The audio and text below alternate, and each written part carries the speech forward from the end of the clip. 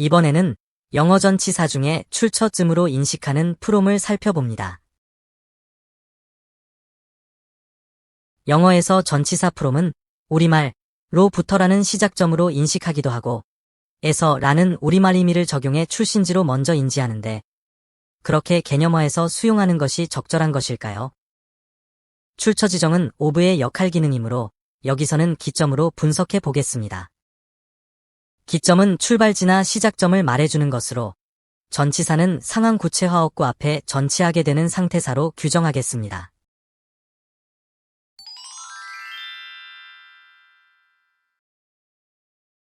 프롬은 통사적으로 대상 앞 위치에서 주로 출신지나 시작점임을 알리는 전치사로 기능하고 있습니다. 그래서인지 우리말로부터라는 해석으로 그다지 별 어려움 없이 읽고 쓰고 사용하게 되는 듯합니다. 그렇지만 그러한 의미만으로는 예문 3과 4 표현으로의 비교해서 보듯이 죽음의 이유에 대한 의미 표출에서 전치사 of와의 변별을 가능하게 해주는 개념이 되어주지 못합니다. 두 구문 모두 죽음에 대한 까닭을 전치사구로 부가시켜 설명하고 있는데 두 전치사 서로를 변별하게 하는 역할 기능과 작용 개념은 무엇이어야 할까요? 그리고 예문 5 표현에서는 프롬이 출신지나 시작점으로 대상을 의미 지정한 것이 아니라 비교의 다른 한쪽을 대상 삼아 전치하고 있습니다. 다시 말해 우리말로부터와 같은 의미를 적용하는 것은 부적절해 보이므로 여기서는 프롬 전치사가 사용된 몇몇 구문들을 분석해보면서 프롬이 보여주는 역할 기능과 그에 따른 작용 개념을 도출해 보겠습니다.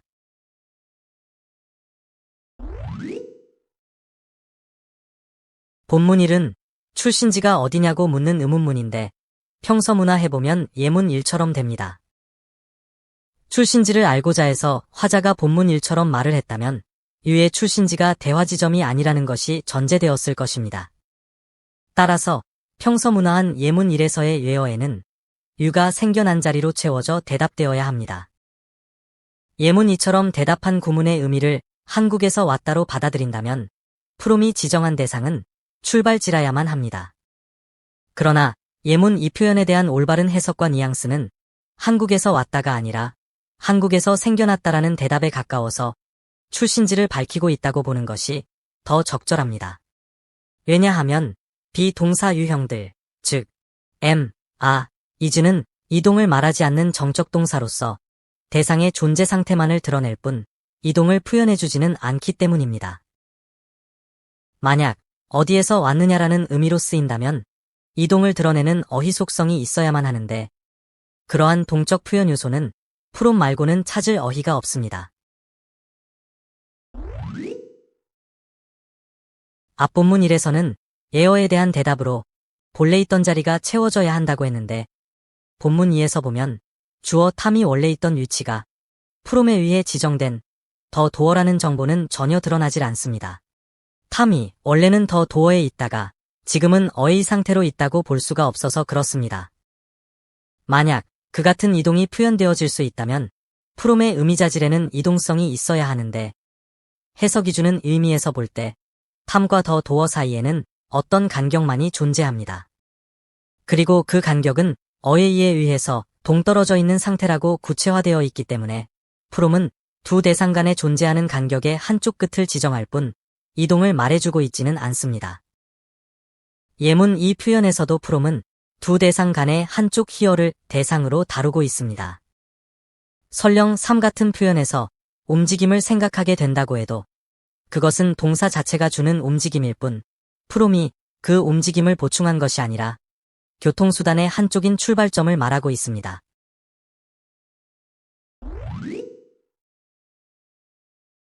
본문 3 표현에서 희가 서 있는 위치까지의 어떠함은 파로 표현되어 있습니다. 그리고 그 파 정도를 다시 어파하트 상태라고 부가했는데 멀리 떨어져 서 있는 희는 미와 분리되어 있기 때문에 어떤 이동현상도 없는 스투우드 파 상태입니다. 문법서는 이와 같은 표현에서 어파하트를 부사로 간주해주는데 얘 앞에 파 상태를 어파하트로 구체화하는 것인지를 펼침일 같은 심층적 구문 구조로의 바라 메커니즘이 영어 구문 형성의 기저현상임을 수용해서 생각해 보겠습니다.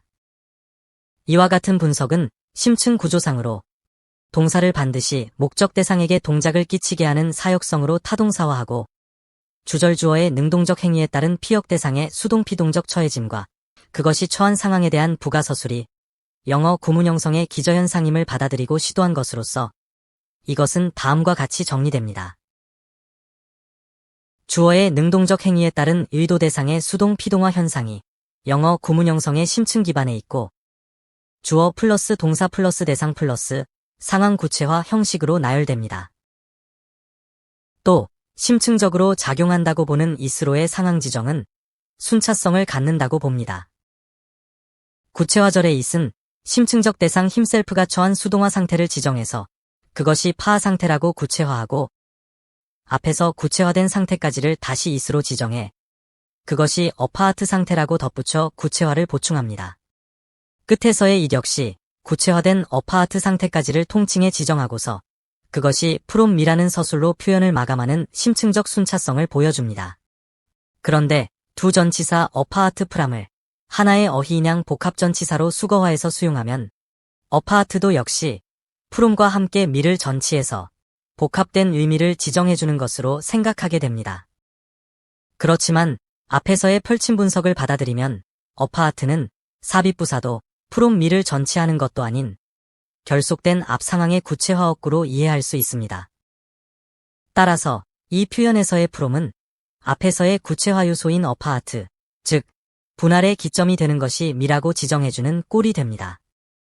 예문 이 표현을 직역하면 나로부터 멀리 있다이고 유역으로 나와는 무관하다가 되는데 이 표현을 보더라도 이세 위에 지정된 상황이 프롬을 기점으로 파만큼의 간격으로 존재하고 있습니다. 그렇다고 해도 어느 방향이라든지 어디까지라든지 하는 정보는 없으므로 이것은 미를 기점으로 하는 멀리 떨어져 있음을 표현하는 방법이라고 보고 다음을 보겠습니다.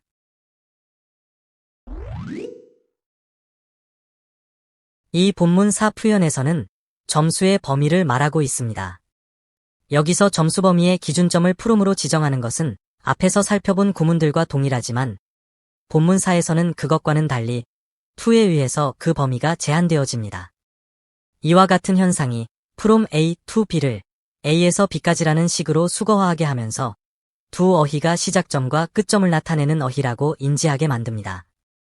그러나 이에서 도에 보았듯이 from은 스코어즈가 레인지드 되는 수동화된 결과의 기점을 90이라고 밝힌 다음에 그 상태를 다시 it으로 지정하고서 to의 당위성 지정으로 점수가 제한되는 것으로 받아들이는 것이 합리적이므로 from을 시작점으로 to를 끝점으로 이해해서는 안 되는 것임을 확인해 보겠습니다.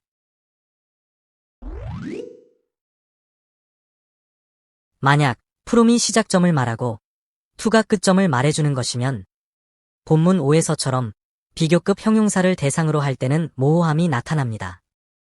동사고는 이탈 진행을 역할 기능으로 하는 동작어휘입니다. 동사고로의 움직임 표현은 대상의 형태적인 변화가 나타남을 볼 수 있는데 대상이 변질되어가는 표현에서 사용되는 것이 그것을 말해줍니다.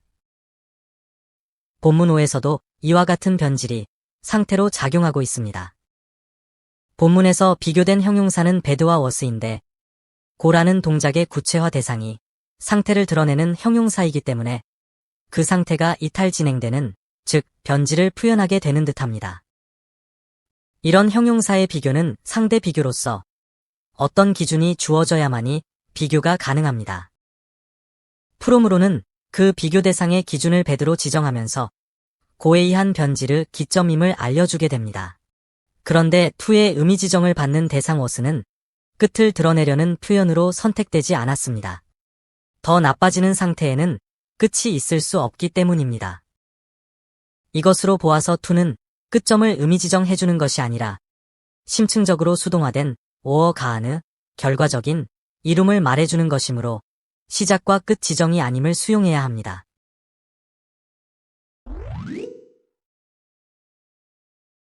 본문 6 표현에서는 먼저 그의 방법은 다르다고 말하고서 그 다름의 비교 대상을 가져오기 위해 프롬을 통해서 대어즈를 선택했습니다. 이에 따르면 화자가 프롬을 선택하는 것은 방법의 다름이 그들의 것과 비교했을 때 그렇다를 부가하기 위한 것이 됩니다. 형용사 디프런트 역시도 하나의 기준이 되는 비교 대상이 상대적으로 주어져야만 그 의미가 작용할 것이므로 따라서 화자가 그런 기준으로 대어즈를 제시했다고 보면 프롬의 역할은 기준점, 즉 기점 제시가 분명해집니다.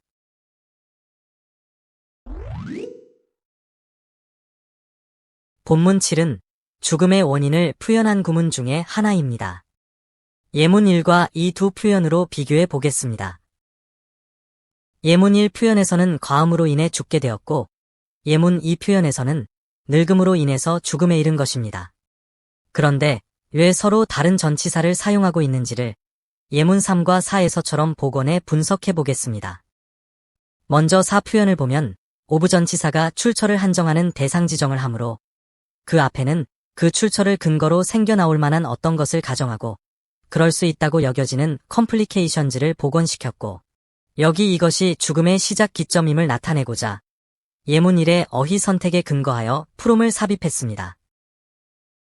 그리고 예문 3은 예문 4의 구문 형태에 맞추어 at 이하의 죽음의 요인, 즉 과음의 의존처를 더 파티로 가정하고 도입해서 통사적으로 구조를 일치시켰습니다.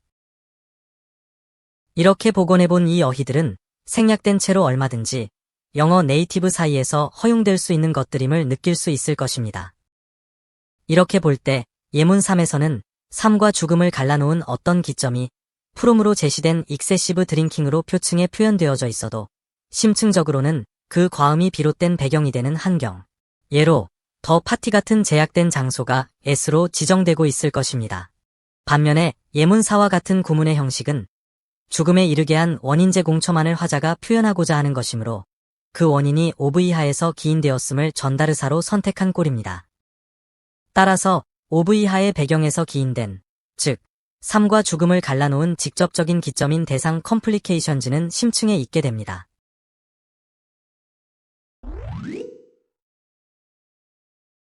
이 본문 8을 표층 구조 그대로 문법에 비춰보면 이상함을 느끼게 됩니다. 형태적으로 보면 동사 테르 목적어 뒤에 전치사구가 부가된 5형식 구문 구조로 보는 것도 가능한 것 같지만 심층적으로는 4형식 수요 구문입니다. 분석해본 프롬의 역할 기능에 따르면 첫 발생지 기점을 프롬이 지정했기 때문에 테르 전달 내용물이자 프롬의 대상 미가 기점인 디스 메시지를 생략 요소로 보고 복원해보면 댐에게 주어지는 수여물이 되는 것을 볼 수 있습니다.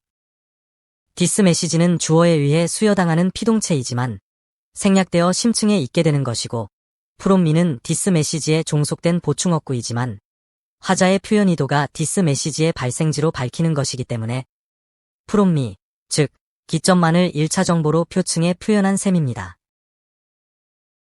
지금까지의 분석을 통해서 알아본 프롬의 역할 기능과 그에 따른 작용 개념은 이렇습니다. 첫째, 프롬은 대상을 발생지로 선택합니다. 둘째, 프롬의 대상은 처한 이치 상태로부터의 간격이나 비교의 시작점입니다. 셋째, 프롬의 대상은 결과적인 이룸의 기점을 드러냅니다. 이제는 도출한 프롬의 역할 기능과 작용 개념으로 기점 전치사 프롬 사용이 자유로워지시기 바랍니다. 구독을 눌러두시고 또 다른 어휘 분석도 놓치지 마세요. 이러한 문법 분석이 낯설거나 어려우시면 반복해보세요. 영어가 새롭게 다가올 것입니다. 자세히 보시려면 출판되어 있는 전자책과 종이책을 활용하세요.